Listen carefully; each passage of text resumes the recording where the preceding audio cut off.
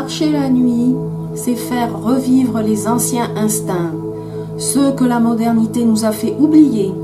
C'est faire confiance à son corps et s'y abandonner, c'est vivre plus intensément la marche et le miracle de notre équilibre sur deux jambes.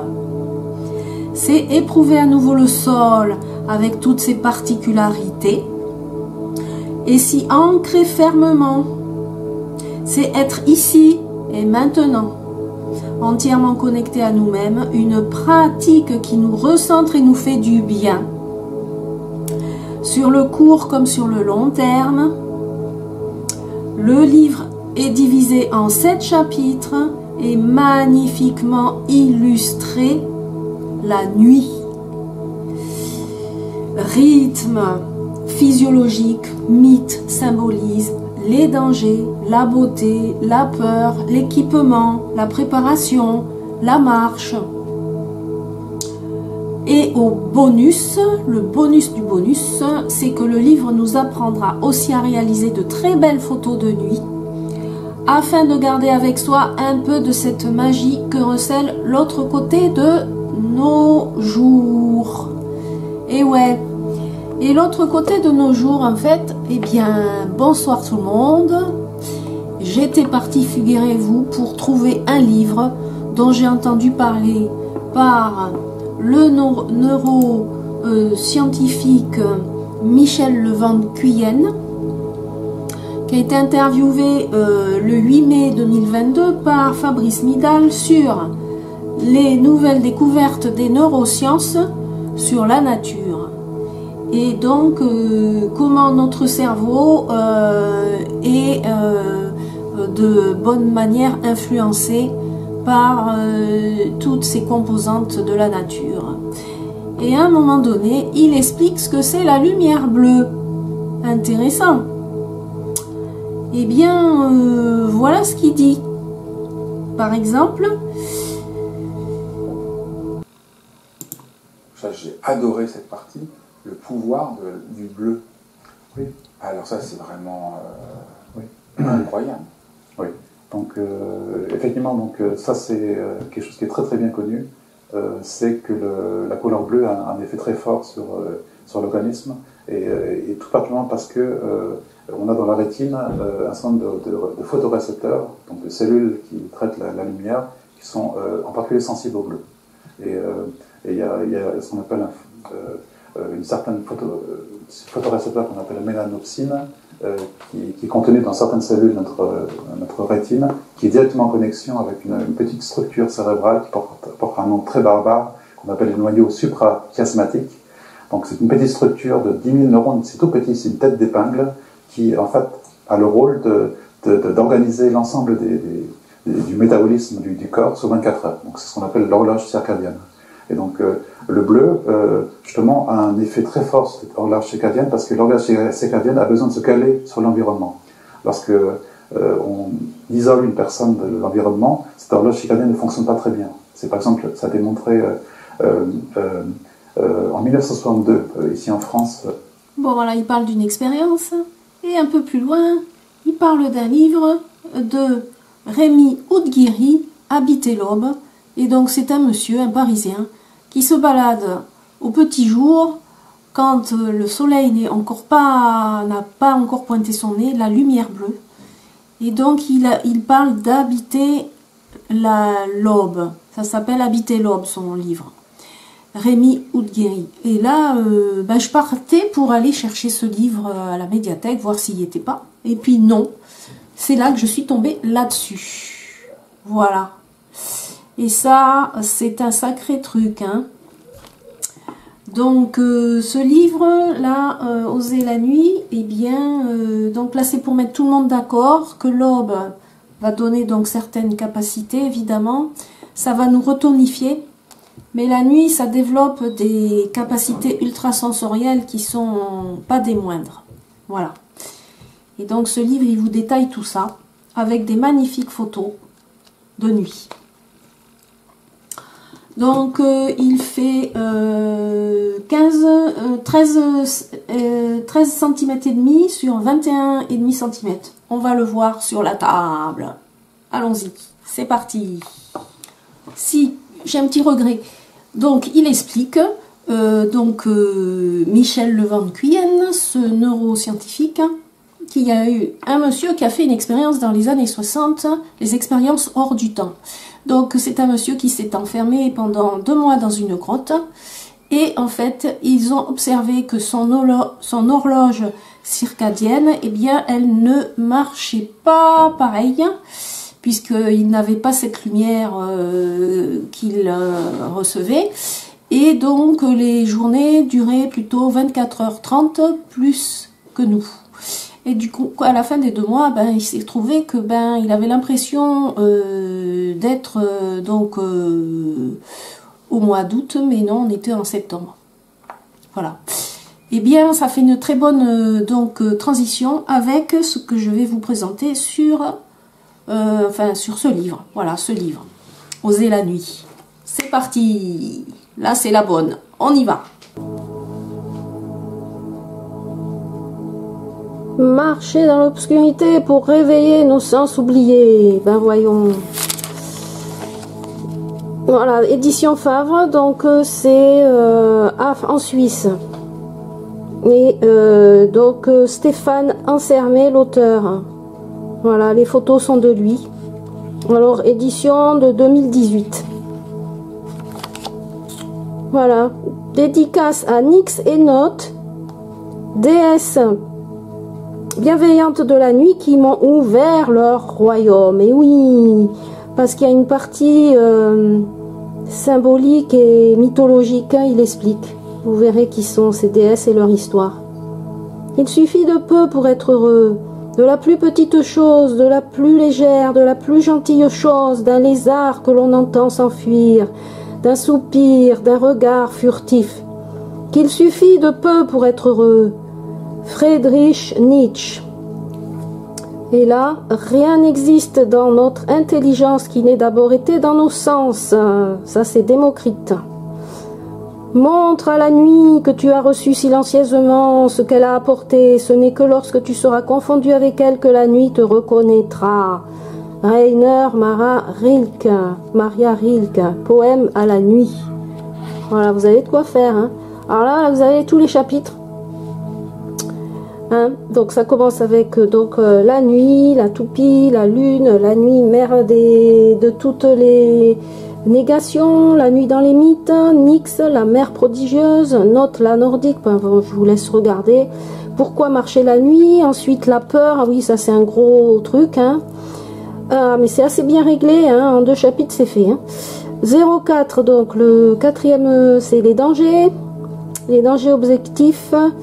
Donc l'agression, les animaux, l'homme, en fait, il raconte comme quoi il n'y a pas tant d'agression comme ça la nuit dans les paysages naturels, hein, voilà, par rapport aux autres humains. Hein. Voilà, les chutes, le mauvais temps, évidemment, il met en garde contre certains types de chemins qu'il faut absolument éviter. Il n'est pas fou quand même, hein. C'est quelqu'un de sage. Les dangers subjectifs, alors ça c'est le pire, hein, c'est la tête, hein, ce qu'il y a dans notre tête. Et après l'équipement, alors là, il fait le tour de la question. Après la préparation, ça c'est hyper important. Les connaissances utiles, hein, comment retrouver par exemple l'étoile du Nord ou la croix du Sud, savoir faire un feu, allumer un feu. Voilà, la marche de nuit, donc le choix du bon moment, le climat et la saison, la première fois, vous n'allez pas vous aventurer sur des chemins que vous connaissez pas, voilà par exemple, hein. La progression, les paysages à voir, la pleine lune, l'aube et le crépuscule, et il finit avec la photo de nuit et la marche de pouvoir, qui est une marche de sagesse ancienne, qui est, on verra ça, voilà. La nuit, introduction, voilà, donc là il explique comment il est rentré là-dedans. Donc c'est à 18 ans, pendant son service militaire obligatoire, et les Suisses, ils ont des services militaires très particuliers, donc la marche de nuit sans lumière, qu'il a découvert sa force et sa beauté, voilà. Donc il raconte qu'il avait été incorporé dans l'infanterie de montagne, et pour effectuer son devoir civique, hein, dans un environnement qu'il appréciait. Et donc ils avaient des exercices et des déplacements nocturnes le plus discret possible afin d'apprendre à ne pas se faire repérer. Voilà. Donc pendant plus de 180 km, il a parcouru donc des chemins et donc il explique en fait tous les exercices qu'ils avaient. Et donc il n'y avait pas de GPS à l'époque, hein, voilà. Et ils avaient que des cartes topographiques de 1/25 millième, voilà. Donc il fallait signaler des difficultés du chemin, les bifurcations importantes par radio portative, ainsi que de détecter la présence potentielle d'ennemis entre guillemets. Voilà, enfin, il raconte tout ça.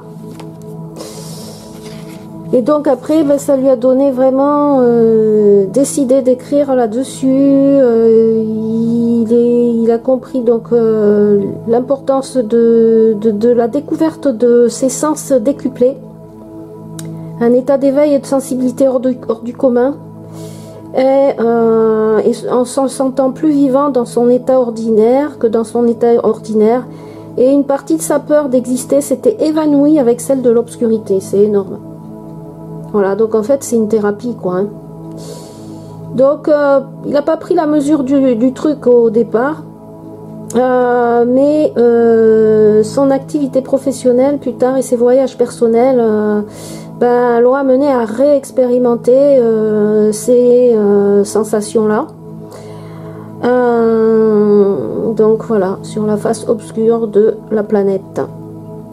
Voilà, et donc il a beaucoup voyagé, hein. Il est allé un peu partout, dans les déserts américains, les aurores boréales du Grand Nord, des parties nordiques.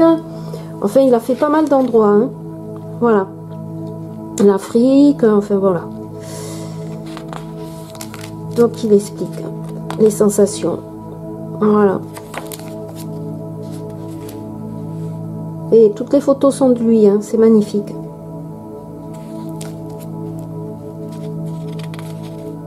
Voilà, à chaque chapitre, il y a une petite phrase.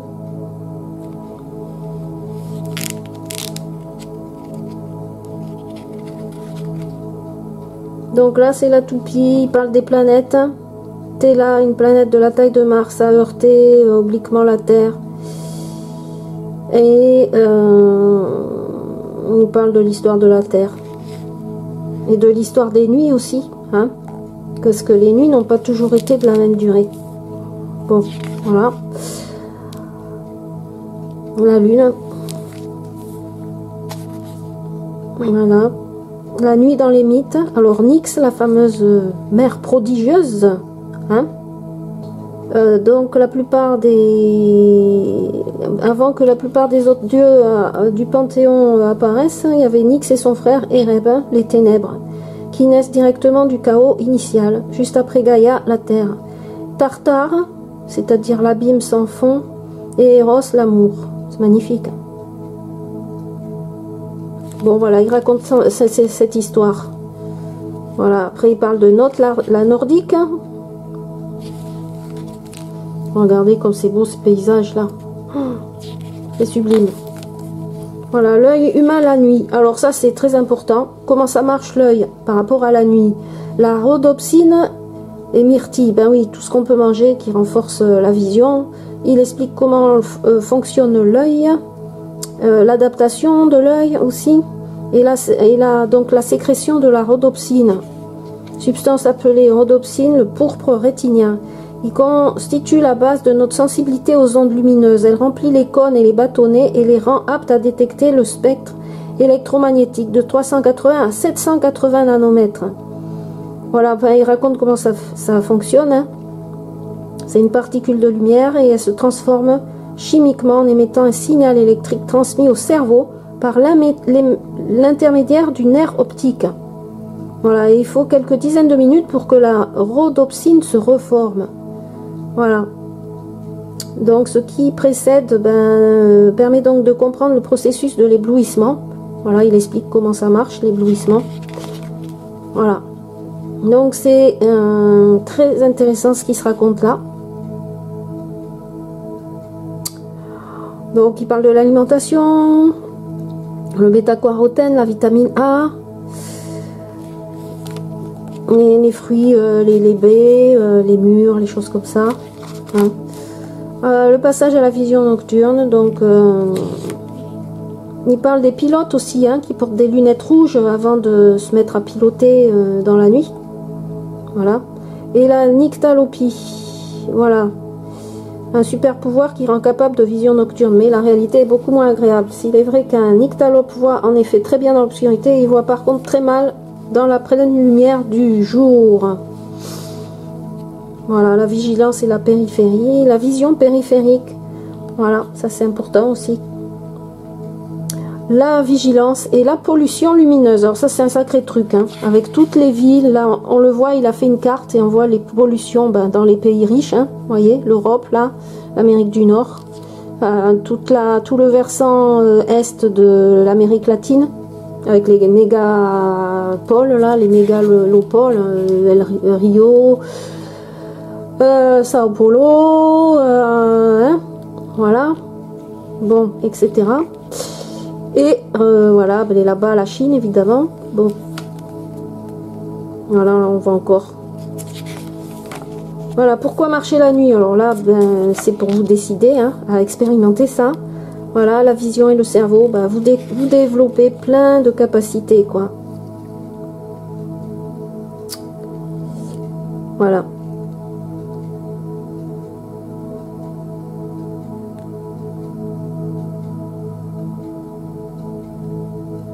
Donc il dit que la vue semble occuper la plus large part de notre activité mentale et en diminuer le flux permet d'améliorer de façon spectaculaire l'apport des stimuli qui proviennent d'autres sens. Et ouais, voilà, et le pouvoir de la nuit, ça aide. Hein. Donc l'obscurité est la condition indispensable pour que se manifeste le basculement cérébral recherché. Voilà, se balader la nuit avec une lampe allumée n'a strictement aucun effet par contre. Hein. Voilà, hein. Là, c'est vraiment la balade sans l'aide de la lampe. On la prend dans son sac, mais on ne l'utilise pas. C'est même le contraire qui se produit, car toute l'attention est accaparée par la vision de ce qui apparaît brillamment éclairé dans le cône de lumière, transformant tout ce qui l'entoure en un puits de noirceur. Mais il parle aussi des associations qui proposent des balades nocturnes accompagnées, mais c'est à la lampe, alors ça sert à rien. Voilà. Voilà, ça sert vraiment à rien. Ouais, il critique aussi les gens qui se baladent et qui font pas attention à ce qu'ils vivent au présent. Bon, voilà. Il dit qu'il a croisé des gens un jour qui étaient tellement en train de parler qui n'avaient rien à voir avec ce qu'ils vivaient au moment. Ils parlaient de choses qui étaient extérieures à la balade et ils étaient tellement absorbés par ce qu'il racontait, ils l'ont même pas vu quand ils l'ont croisé. Il était assis pourtant sur le bord du chemin, ils l'ont même pas vu. Voilà. Les sons, évidemment, les sons se décuplent, les odeurs, voilà, tous les sens se développent. Il décrit tout ça, c'est magnifique. Le toucher, bien entendu. Hein? Alors que c'est beau, c'est très beau, hein? Les photos là. Oh, il est tout mignon le petit renard. Voilà, se déplacer en silence. Et oui, ben cela, c'est en fait, c'est toute une démarche. Hein. C'est une démarche de respect de ce qui nous entoure et de perception très fine. Bon, alors la peur, hein, il met les choses au point. C'est plus dans la tête. Hein. Les dangers, les réels dangers, évidemment. Voilà. Les animaux, il explique, hein, certains animaux. Mais en fait, ce qu'on imagine n'est pas. Voilà. Par exemple, les animaux, ben, il n'y a qu'un seul animal pouvant potentiellement représenter un danger, c'est l'ours. Et encore, il faut éviter de se promener dans les rares régions où il habite, à l'exception de la période froide durant laquelle il hiberne. Donc déjà, vous avez pas mal de mois où vous pouvez vous balader. Là, par ailleurs, il n'y a jamais eu de cas d'attaque par les loups dans nos contrées depuis plus d'un siècle. En conséquence, la présence de ce canidé légendaire ne devait arrêter personne. Et entendre le chant du loup à la pleine lune, ça doit être génialissime. Etc. etc. Voilà.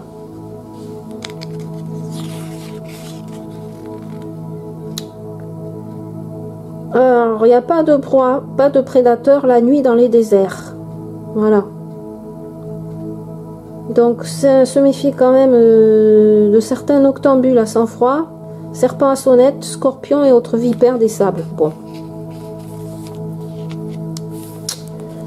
Vous faites un peu de bruit, hein. Voilà. Alors, les chutes. Ouais, ben ça, il met en garde contre les types de chemins choisis. Bien entendu, vous n'allez pas vous lancer au bord du canyon machin à je sais pas combien de milliers de mètres de précipice, n'est-ce pas, hein? Bon, voilà, faut être réaliste. Voilà, par rapport à la météo aussi. L'égarement. Enfin voilà, tout est détaillé. Le facteur de refroidissement éolien. Voilà, l'hypothermie, le froid, oui, ben ça c'est hyper important. Hein. L'alcool et les drogues, bien entendu, il y a aussi des mises en garde. Et voilà, les dangers subjectifs. Hein. Voilà, ça c'est dans ce qui se passe dans la tête. Les sons, l'imagination, les formes visuelles.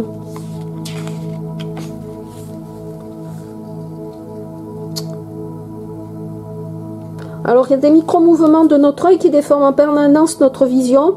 Et en pleine journée, on n'est pas conscient de ces altérations subtiles. Mais lorsqu'on s'efforce d'authentifier un objet dans de mauvaises conditions lumineuses, en le regardant avec intensité, ben, il vous donnera l'impression de bouger imperceptiblement ou même d'être animé d'une sorte de respiration. Voilà, je vous laisse deviner l'effet que cette respiration entre guillemets imaginaire peut produire sur un cerveau déjà agité de toutes sortes d'hypothèses terrorisantes sur la nature exacte de ce qu'il tente d'appréhender. Voilà, donc il ne faut pas partir seul. Voilà, ben oui, c'est logique au début, hein, voilà. L'équipement, alors là, bon ben là, hein, c'est question pratique, 5e chapitre. Voilà, le téléphone portable, évidemment, on le range, mais on le prend. Les chaussures, l'habillement, les boissons, enfin voilà, tout y est, avec beaucoup de photos. Comme vous voyez, je tourne les pages une après les autres, hein. L'anti-moustique, le spray au poivre, ça c'est pour éliminer les agresseurs humains ou autres petits trucs, mais bon voilà, animaux ou autres, bon. Voilà, les bâtons de marche, le carnet, bien entendu vous pouvez prendre un carnet. Sans allumer de la lumière, et ben tant pis, vous écrivez comme vous pouvez, mais voilà. Écrivez des mots-clés, il dit. Voilà, ensuite les chaufferettes, la nourriture, enfin voilà, toutes sortes de petites choses qui peuvent être utiles. La préparation, ça c'est hyper important. C'est capital. C'est celle qui va construire en partie le sentiment de sécurité et de confort qui rendra votre expérience profonde et complète. Voilà, la reconnaissance du parcours. Prévenir l'un de ses proches, bien entendu. Consulter la météo, consulter les cycles lunaires. Ah ben oui, parce que la Lune, c'est une source lumineuse qui n'est pas à négliger. Surtout pour le débutant, donc c'est vachement intéressant de pouvoir faire une balade en lune pleine. Voilà, et voir son lever et son coucher. Voilà. Voilà, les connaissances dans le ciel, comment se repérer avec le ciel, très important. Hein, comment retrouver l'étoile du nord, la croix du sud. Voilà, allumer un feu, savoir faire du feu. Hein, voilà. Là on a un bel exemple de pollution lumineuse. Bon, j'ai encore le soleil qui m'embête. La marche de nuit, voilà. Le choix du bon moment, le climat et la saison.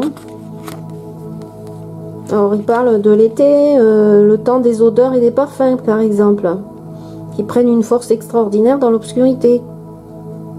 Et on peut avoir l'impression de ne jamais les avoir sentis de notre vie de manière aussi nette et tranchée. Voilà. Et les contrastes aussi de température seront également beaucoup plus perceptibles. Voilà, par exemple en approchant près d'un ruisseau, dont on sent la douce fraîcheur. Il y aura aussi beaucoup plus d'activité de la faune et de bruit produits par les insectes, les cigales, les grenouilles et quelques oiseaux. Et le vent qui sera bien sûr différent de celui de l'hiver. Voilà, parce qu'il soufflera dans une végétation chargée de feuilles. Ouais, pour les climats tempérés. Voilà, alors, une belle aurore boréale là. Oh, c'est magnifique. Voilà, la première fois, donc toutes les choses...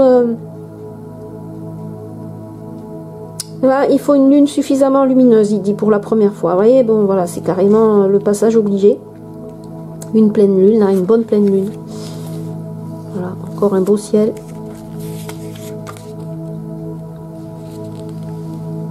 Voilà, donc l'entraînement. Alors, des courtes sorties d'abord, hein, qui n'excèdent pas 2 heures aller et retour, pour ensuite augmenter leur durée et leur niveau de difficulté. Voilà, la progression. Ah, vraiment, il parle de tous les paramètres, hein. Les paysages à voir.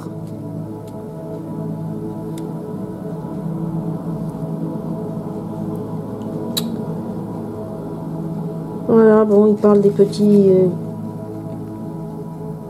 de paysages ouverts. Hein. Prendre des paysages ouverts, évidemment, pour commencer. Ne pas aller dans une forêt dense, n'est-ce pas? Ça va pas être drôle en plus, hein. Vous allez vous taper dans le nez avec des branches sans arrêt, bon voilà, des ronces, des machins pas très agréables. Voilà la pleine lune. Et c'est vrai qu'on peut même lire le texte d'un livre à la lumière de la lune, hein. Voilà, donc pour écrire, c'est pas un problème. L'aube et le crépuscule. Donc on redécouvre l'aube.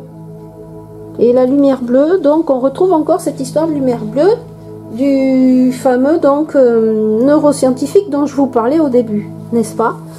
Donc ça met d'accord tout le monde, ceux qui défendent le jour et ceux qui défendent la nuit. Voilà, on y est. Ça fait comme un yin-yang là, le tai-chi à la chinoise. Et ben là, on est dans le cycle illimité. Et la photographie de nuit, voilà, ça c'est vachement bien. Avec un trépied, c'est mieux, hein, voilà, comme c'est beau. Voilà, voilà, donc c'est et la marche de pouvoir. Alors la marche de pouvoir, donc c'est l'anthropologue Carlos Castaneda qui se consacre à cet enseignement et voilà, hein. Donc on est là chez les Mexicains. Et donc, avancer très rapidement en regardant le sol à quelques mètres devant soi, sans jamais fixer les yeux sur un élément particulier, et surtout à faire une totale confiance à son corps. Donc ça veut dire que vous avez quand même un certain, comment on appelle ça, entraînement, et que vous connaissez bien votre chemin. Voilà. Hein? Donc le principe, ne tenir aucun compte de l'endroit où l'on pose le pied et se fier uniquement aux sensations subtiles et instantanées transmises par nos muscles et nos tendons. C'est une forme d'abandon qui procure paradoxalement un sentiment de pouvoir ou probablement son étrange dénomination indienne. Voilà. Donc oui, ils disent d'avoir donc d'être un peu rodé. Voilà, puis là vous avez de la bibliographie, évidemment.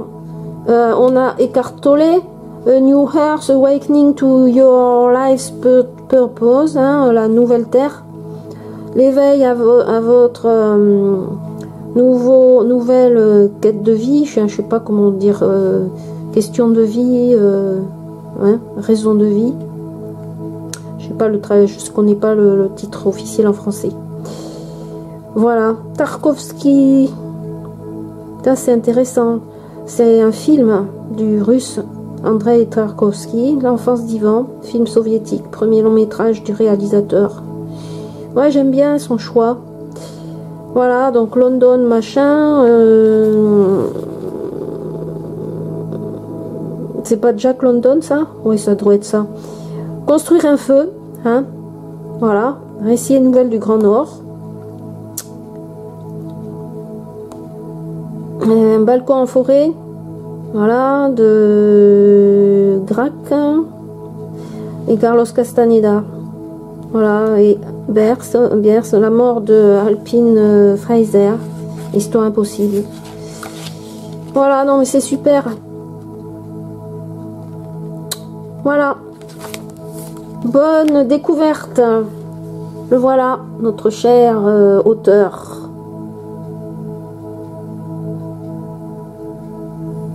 Voilà, là je vous laisse regarder la 4e de couvre.